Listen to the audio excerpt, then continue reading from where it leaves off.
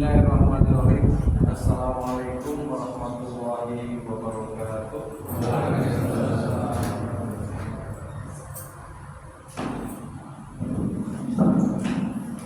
Alhamdulillahirabbil alamin wa bihi nasta'in ala umuri dunya asyhadu an la ilaha illallah wahdahu la syarika lah wa asyhadu anna Muhammadan abduhu wa rasuluhu la nabiyya ba'dahu. Allahumma shalli ala Muhammad wa ala alihi wa sahbihi ajma'in. Alhamdulillah, Bapak, saudara sekalian yang dirahmati Allah SWT, kita lanjutkan kembali ibadah kita, yaitu ibadah yang telah kita lakukan, yaitu ibadah sholat maghrib yang kita laksanakan berjamaah. Mudah-mudahan sholat kita diterima oleh Allah Subhanahu wa Ta'ala. Ada catatan yang perlu saya sampaikan, dan ini saya kutip dari Ustaz Hidayat, itu menarik Pak, dan juga dari perubahan.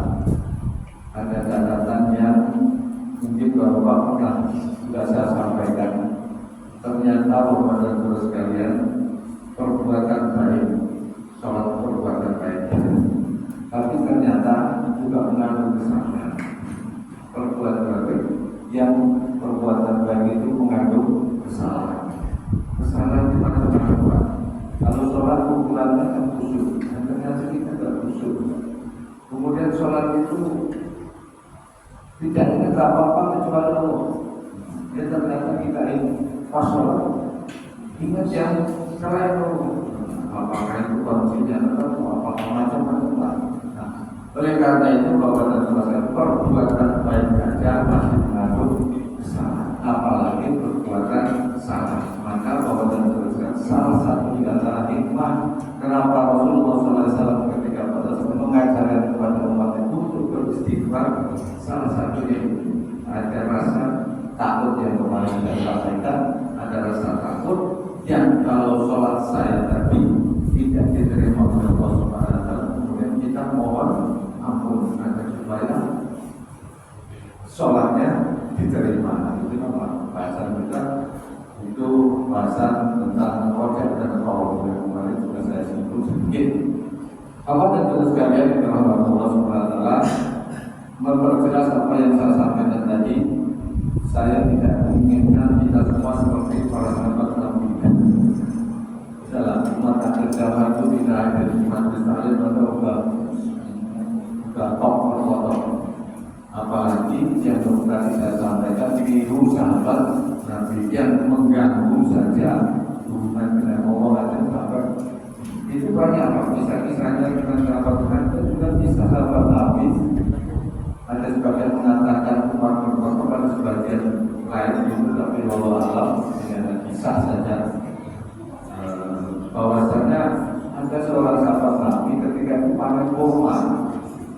Ketika panen kurma itu sholat asar ketinggalan, bukan ketinggalan seperti tadi saya sampaikan, tapi cuma ketinggalan takbiratul ihramnya imam Nabi Muhammad ketika itu dalam sholat asar.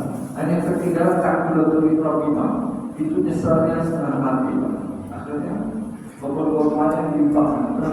Kalau ini semacam itu adalah satu tingkatan yang kita impossible untuk mencapainya. Dan lama-lama maka bahasan saya tadi itu agak keras, tapi mudah-mudahan tidak ditanggapi dengan serius. Seperti saya mengatakan bahwa apa saja yang kalau kita tidak berorientasi kepada akhirat, maka itu kebodohan. Bukan kebodohan secara intelektual, itu kebodohan spiritual. Bahasanya imannya masih tinggi. Nah, itu namanya kebodohan spiritual. Itu yang saya maksudkan dalam tempat dari juga kebodohan secara intelektualnya. Wah itu agak mungkin lah saya mengatakan itu, tapi tingkatan yang lain dalam spiritualnya. Mungkin itu yang perlu saya sampaikan pada kesempatan ini, memperjelas saja apa yang saya sampaikan tadi. Oleh karena itu Bapak dan Saudara sekalian yang dirahmati Allah Subhanahu wa Ta'ala, malam ini kita lanjutkan kembali satu item lagi mengenai apa yang pengertian tentang fitnah, yang khususnya kita setidak-tidaknya menghindari sebelum tahu apa itu bid'ah, jangan sampai menuduh orang lain, membid'ahkan orang lain, karena ini efeknya luar biasa.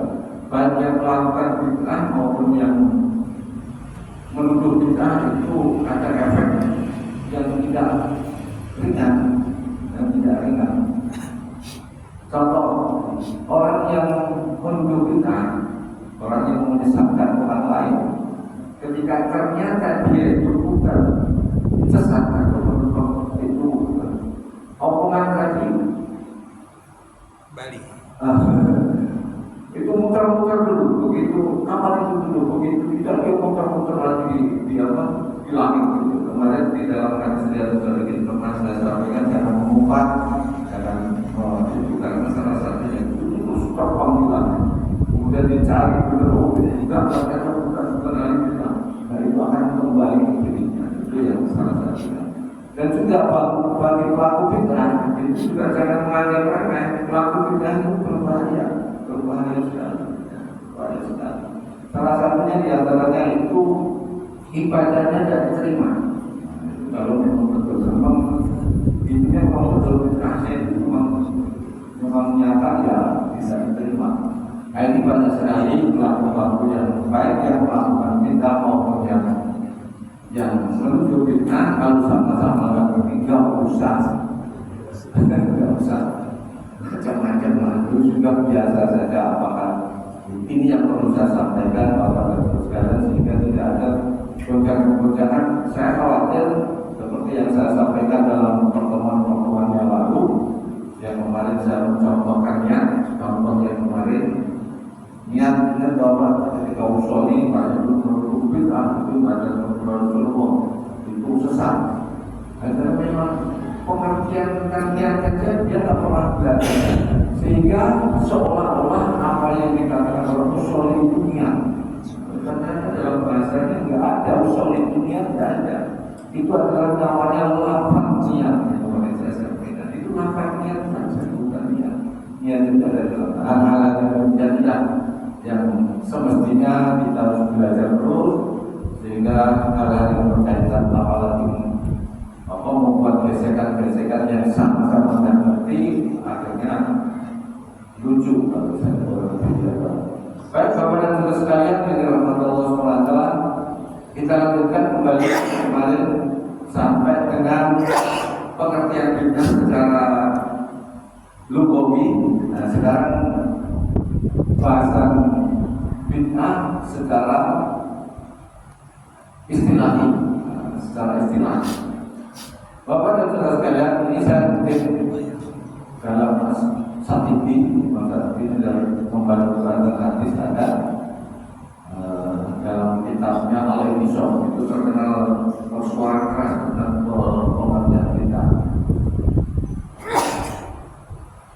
Bapak dan Saudara sekalian, Imam Satibi ini kira-kira hidup abad ke-7 atau 8 Hijriah. Jadi zaman atau angkatan belakangan dari Imam Nawawi, kita abad 8 Hijriah. Beliau menulis namanya buku Itisam, salah satunya dia mengatakan bid'ah itu apa? Bid'ah secara istilah yaitu suatu jalan baru atau thariqah yang di dalam agama yang dibuat-buat, jalan atau thariqah serupa dengan saya, dan dianggap bahwa itu saya, dimana tujuannya adalah melakukan perbuatan yang berlebih-lebihan supaya bagus.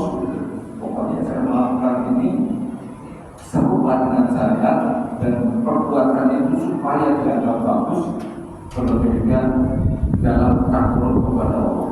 Nah ini secara istilah. Artinya demikian Bapak dan Saudara sekalian. Kalau bid'ah itu bahasa kita itu sama menyamai syariat, bid'ah.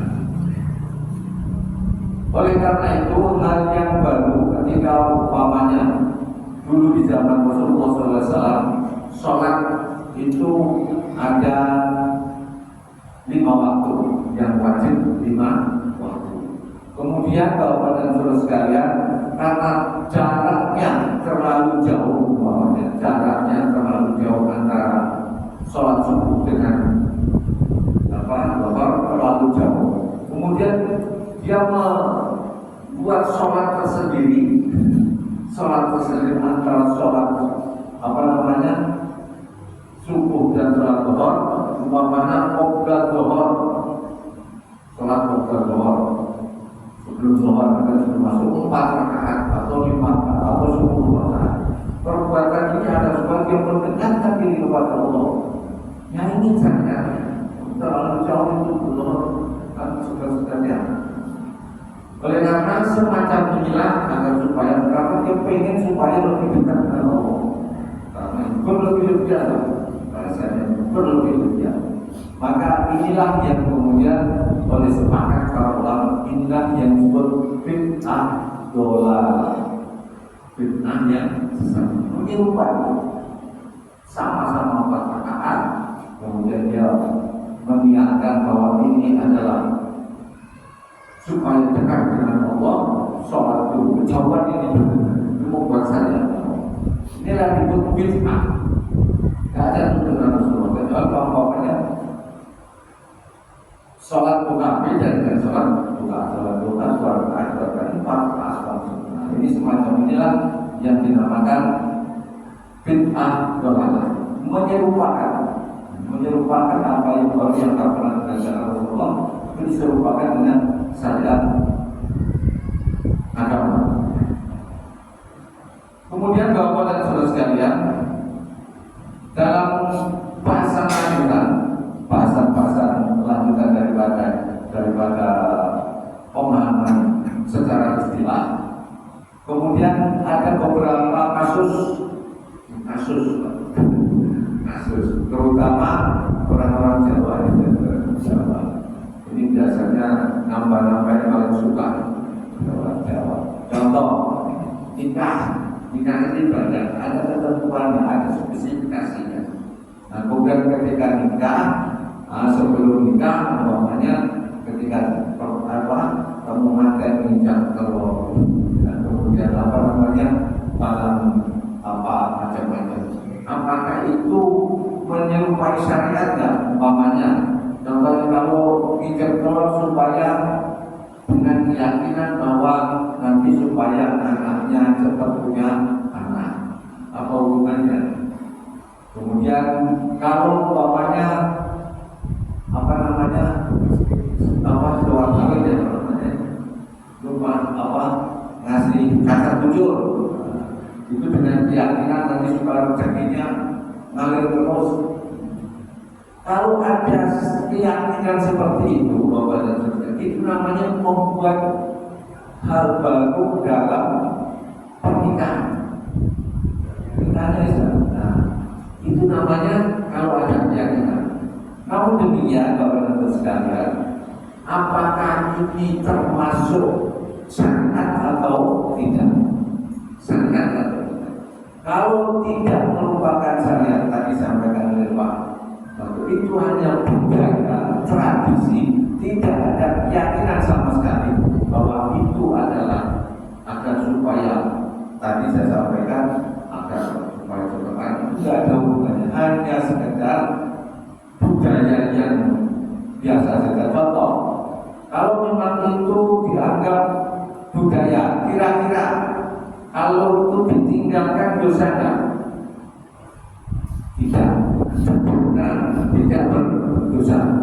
Tidak berdosa yang itulah Bapak-bapak dan Saudara sekalian, berarti itu bukan ajaran agama.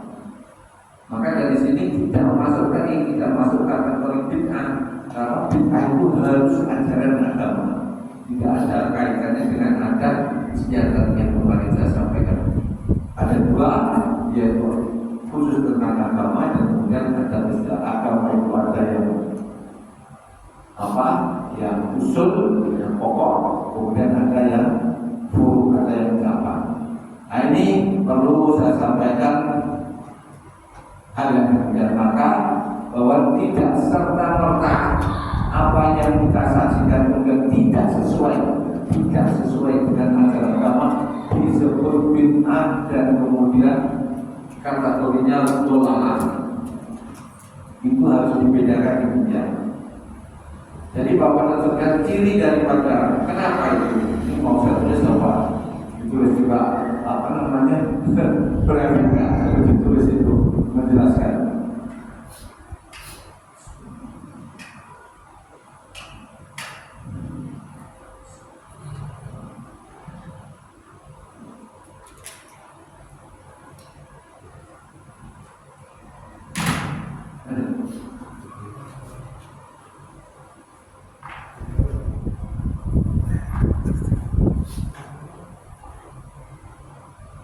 Ini aja.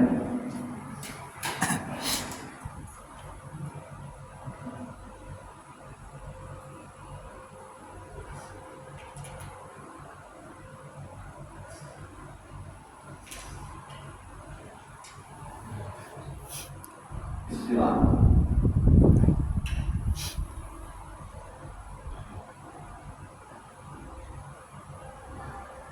satu ibadah itu satu. Ini komponennya. Hal yang baru itu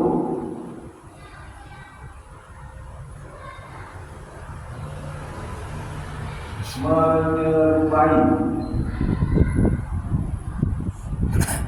saya yang dianjurkan oleh pembuatannya dan pembuatannya. Yang kedua, untuk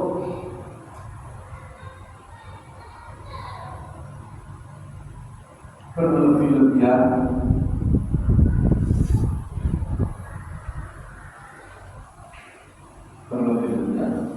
ketiga,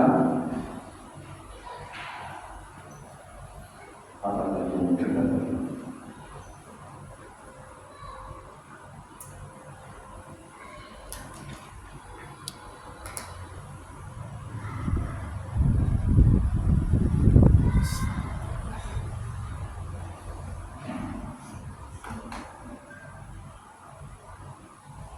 atau niatnya untuk supaya dekat atau kepada Allah. Ini istilahnya. Jadi kalau ada komponennya ini, maka itu perlu dirinci lagi, namanya perlu ditafsir, dirinci lagi. Selain itu juga dijelaskan. Ya, dijelaskan. Contoh, tadi contoh nikah.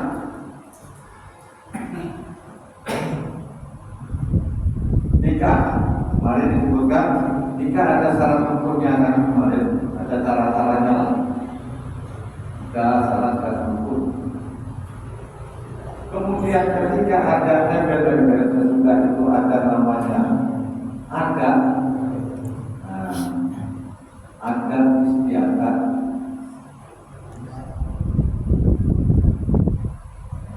Selama adat istiadat ini tidak meyakini seperti ini, oh itu bukan syariat, itu akan nikah, bukan Pak.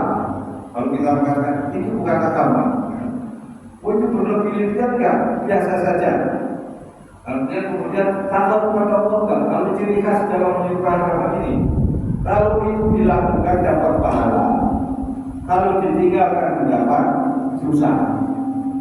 Ketika orang melakukan itu tanya, Pak, yang begitu itu sampai yang ngijek telur, itu kalau mau ditinggalkan sampai dosa, bapak. Nah kalau sudah enggak, itu gugur berarti, bukan kategori bid'ah. Ini hanya ada istiadat. Pak, kalau itu dilakukan apa dikerjakan dapat pahala enggak? Enggak juga Pak. Enggak juga dapat pahala juga. Nah, ketika sudah kategorinya satu ini bukan menyerupai syariat, artinya ada kalau itu ciri-ciri saya itu kalau dikerjakan dapat pahala, kalau ditinggalkan mendapat dosa. Maka ketika itu tidak ada, maka kategorinya tadi disebutkan kita ada dua yang satu. agama, yang tadi adat. Berarti ini adalah termasuk adat. Maka jangan kata berikut, wah itu murah banget. Ditafsir, ditabin, diperjelas. Nah itu perlunya kita tahu asal usul daripada definisi, kemudian ada contoh. Kira-kira masuk nggak masuk ke dalam kategori definisi? Kalau kategori masuk definisi, ya sudah itu. Contoh yang tadi saya sampaikan, sholat. Sholat tadi, sholat umpamanya tadi saya sebutkan sholat apa sebelum masuk ke antara itu 4 rakaat supaya 4 rakaat. Sholat itu perintah agama. Sholat ada perintah agama kan? Jadi sholat ada perintah agama. Maka ketika meninggalkan sholat dosa enggak? Dosa. Melaksanakan sholat ada pahala enggak? Pahala. Tapi ini sholat yang dilakukan antara 4 menyanyi sholat zuhur. Ini namanya bid'ah. Bid'ah itu namanya. Bukan sholat apa namanya? Bukan sholat bukan atau bulan apa namanya? Sekedarnya supaya takut, supaya lebih dekat pada Allah. Berlebih-lebihan kalau bahasanya. Kemudian kemarin juga saya contohkan tentang sholat zuhur, sholat subuh, sholat asar. Kalau menambah sholat cuma 2 juga jangan enteng. Udah tambah 1. Yang 3 bertambah khusyuk. Ini adalah bid'ah. Ini yang termasuk agama ini. Jadi perinciannya jelas, Pak. Jelas. Jadi tidak serta-merta nggak tahu ujung pangkalnya, tahu berbeda dengan pendapatnya. Saya pendapat ini dari pendapat itu, wah itu bid'ah. Perlu kita hindarkan karena memang bahasanya tidak sesederhana yang kita lihat. Mendengar apa namanya ceramah, wah maulidin itu bid'ah, wah tahlilan itu bid'ah. Itu perlu penjelasan Pak, perlu penjelasan detail. Kalau mau bahas kasus per kasus, kasus per kasus tidak langsung serta-merta. Benar nggak? Apa sih esensi seperti tahlil dan kemudian akan awalnya menjual semuanya lah itu harus di-breakdown dulu bahasanya, di-breakdown dulu. Niatnya orang itu apa sih? Oh niatnya kirim doa, doa kok kirim pahala, pahala aja bukan kok kirim. Tapi ada enggak tuntunannya? Ternyata ada tuntunan untuk beramal, pahalanya untuk orang yang tinggal atau orang yang kita cintai itu ada. Nah, itu semacam juga. Jadi tidak serta-merta apapun itu asal berbeda dengan pendapatnya dikatakan tidak. Itu yang harus mulai kita hindarkan karena memang bahasa ini bukan bahasa kita, bahasa ini bahasa kalimat itu. Jadi kalau melihat di mana di YouTube itu luas, ya kira-kira wah gitu. Jadi sama-sama itu. Jadi inilah yang perlu saya sampaikan khusus mengenai ini. Jadi ini banyak kasus per kasus, nggak bisa dan saya harus seluruhnya. Maulid itu ada tahu. Maulid kalau Rasulullah SAW, kami kan sudah mengadakan para sahabat, mengadakan para kawin, mengadakan ternyata dari adakannya itu nanti mengadakan hal yang baru. Tanya dulu, Maulid itu esensi apa yang dikatakan Maulid? Kalau Maulid itu bukan hanya sekedar itu bisa haram, bukan hanya haram. Contoh kita mengadakan Maulid, kemudian dangdutan campur aduk lagunya nggak karuan, ada di situ bukan memperintah, tapi mau perbuatan haram, bukan hanya bisa, tapi haram. Itulah Bapak dan Saudara sekalian. Tapi kalau Maulid kemarin pengajian di masjid, kemudian ada penceramah, ada bersama. Dan kita enggak diurut dulu Pak. Ngaji itu dari ilmu itu akan turunan agama, ada berkata, maka turunan agama dan baru mengajar itu. Kemudian kalau ada makanan, makan ada nggak soal makan? Oh ada ternyata. Terus yang dibahas apa menceritakan tentang kisah-kisah Rasul, oh ternyata sesuai dengan agama. Kalau sesuai dengan ajaran agama itu bukan bid'ah, masih dalam naungan kaidah sesuai dengan tuntunan agama. Nah itu yang kemudian diistilahkan oleh para ulama, walaupun itu bid'ah namanya bid'ah hasanah, bid'ah yang bukan ada itu bid'ah hasanah, bid'ah hasanah. Nah ini kemarin sudah saya sampaikan urut-urutan para mustahil para ulama dalam mendefinisikan bahwa pembagian itu bid'ah itu ada dua hasanah dan saya itu pun bahwa dan sebagainya tidak disebut para seluruh ulama ada juga karena juga perbedaan. Ini hanya perbedaan pendapat istilah, bukan. Nah, kemudian ditangkap oleh kita dan dicerna oleh kita yang tidak pernah ngaji ini, termasuk saya. Itu juga begitu. Wah, kalau begitu juga ya.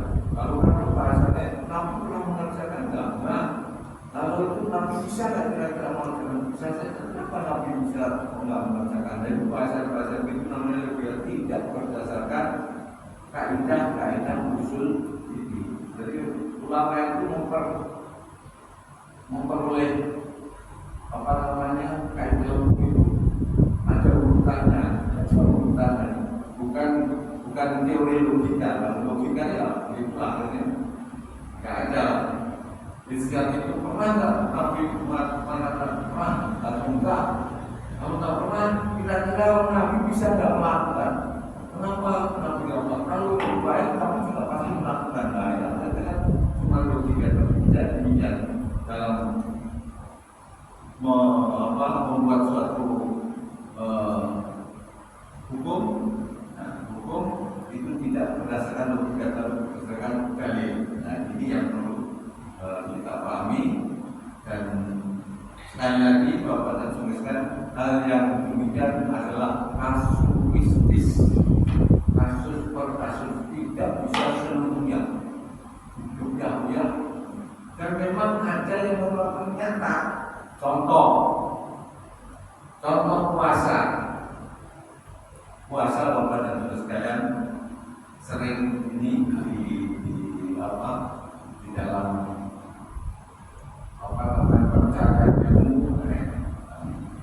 ada namanya puasa mati, puasa muglem, bahasa-bahasanya ada. Tapi ini tidak sesuai dengan cara, itulah yang dikatakan bid'ah. Contoh puasa muglem, puasa muglem itu puasa yang dari subuh, dari itu sampai itu juga puasa juga makan lagi. Kemudian nggak selalu ketemu lagi besok pagi lagi. Kalau puasa bulan itu nggak ada tuntunannya, itu tidak. Maka yang terjadi apa?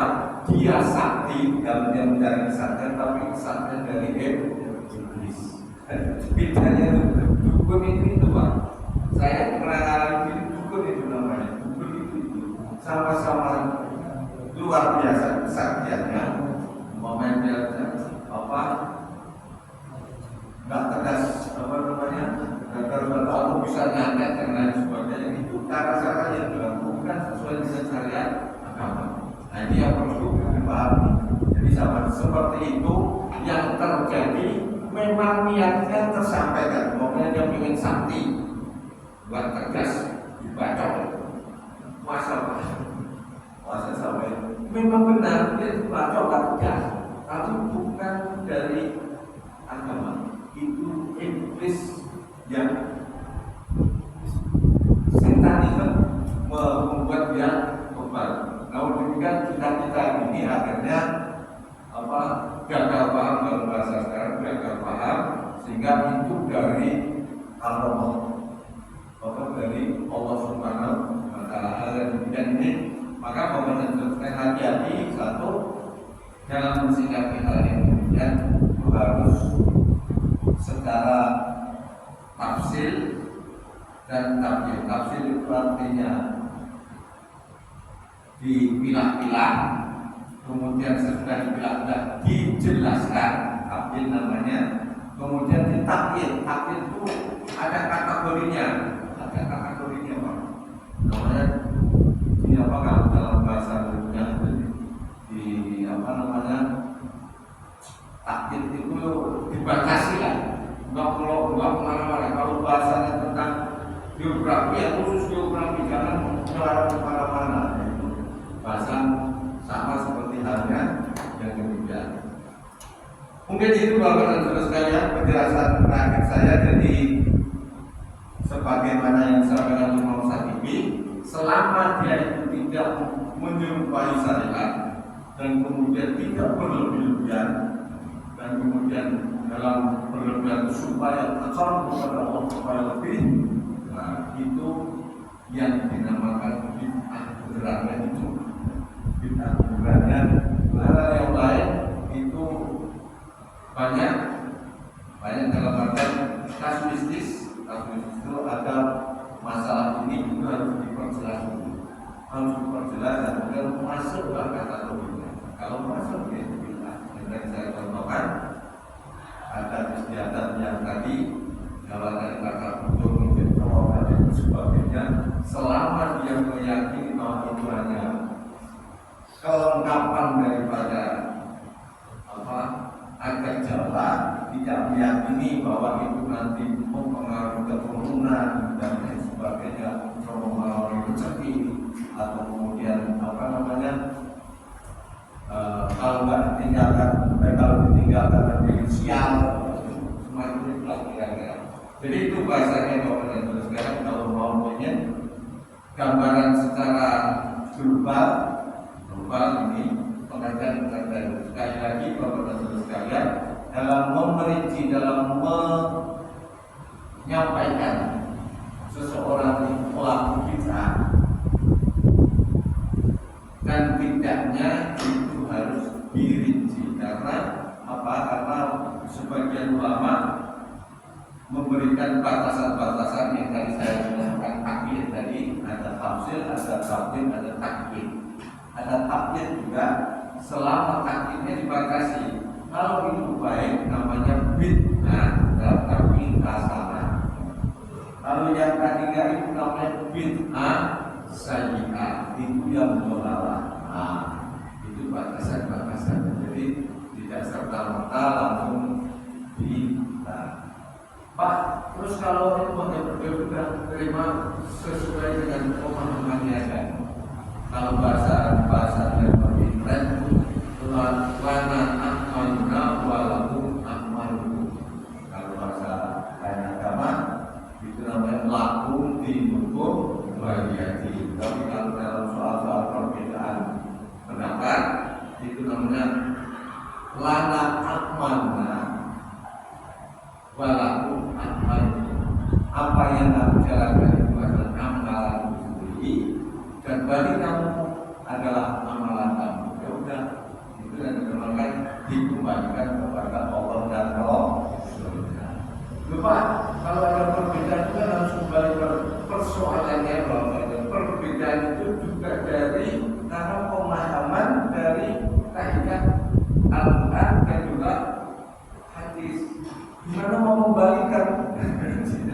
Itu karena perbedaan dari teks Al-Quran dan hadis, sama-sama dari sumbernya sama, ininya sama.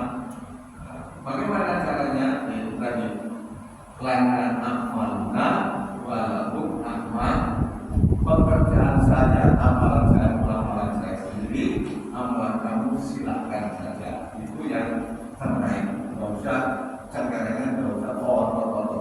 Kadang-kadang yang kotor-kotor itu sama-sama tidak tahu.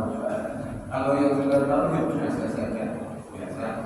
Karena hidayah dengan cara itu biasa saja.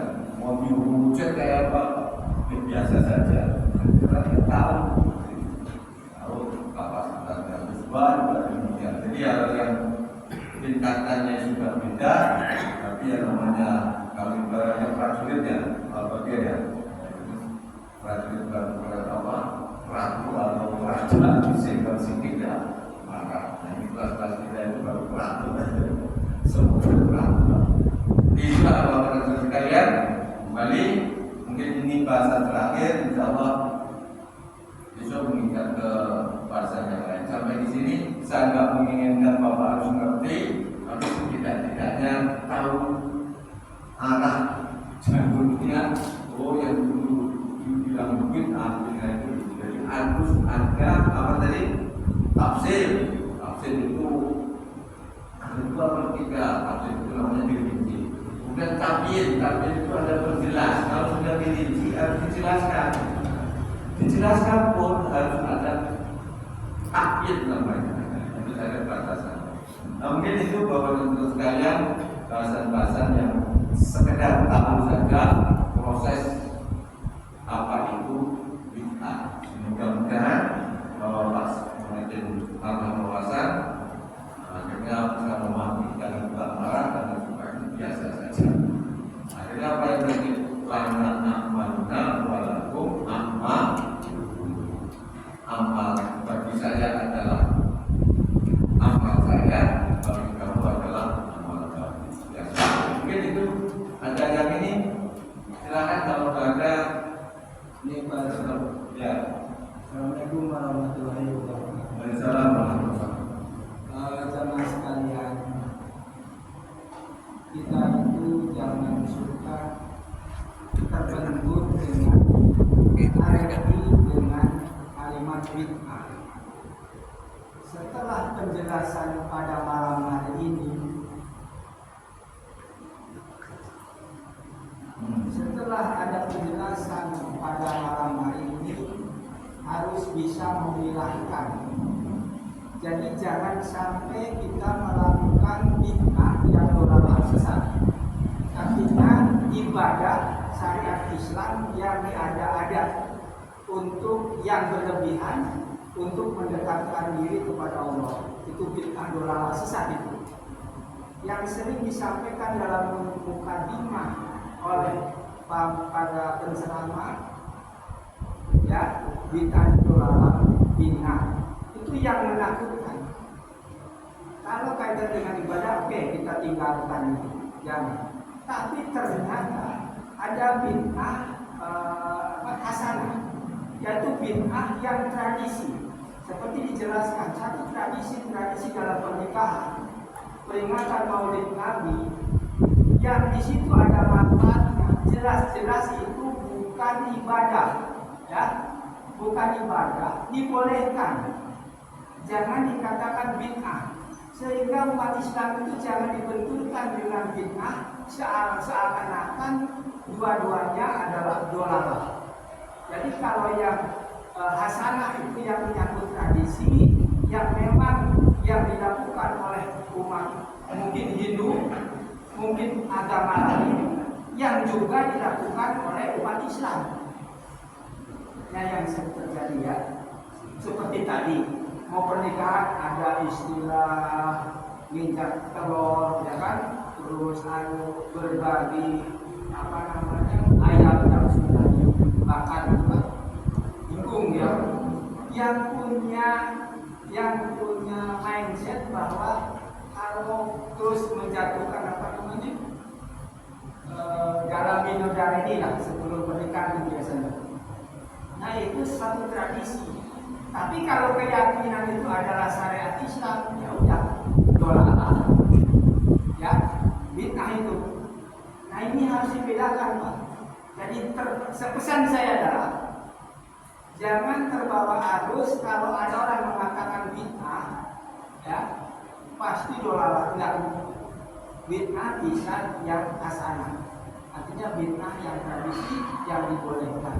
Asal jangan punya niat bahwa dengan melakukan ini pasti akan datang ini, pasti Allah akan memberikan rezeki yang banyak, akan punya anak yang baik. Saya kira itu Pak Syafri. Ya, terima kasih sama apa yang. Terima kasih. Assalamualaikum warahmatullahi wabarakatuh. Waalaikumsalam. Ya, terima kasih Pak Jendral ulasannya. Ada yang lain? Kalau nggak ada, jawaban?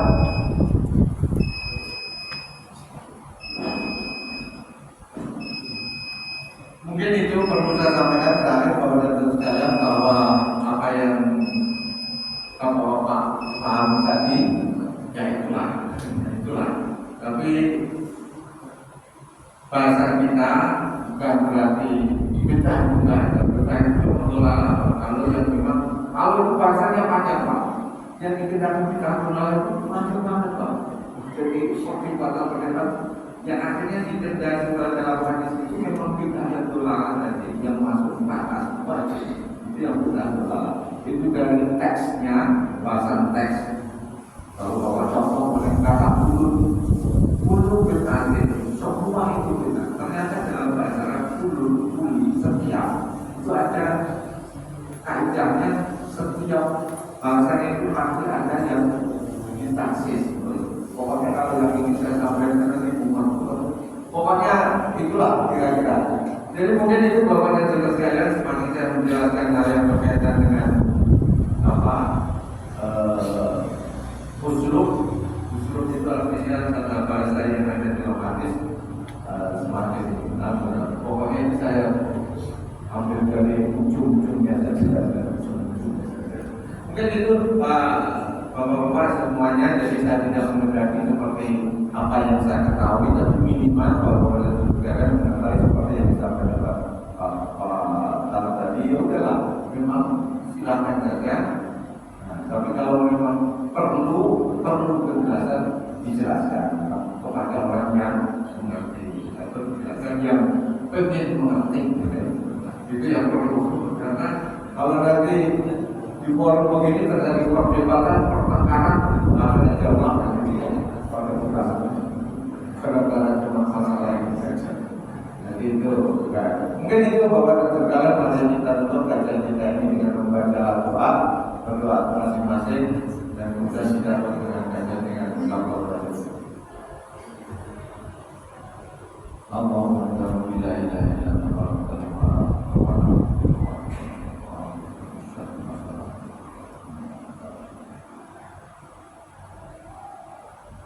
Subhanallah wa bihamdihi, la ilaha illa anta,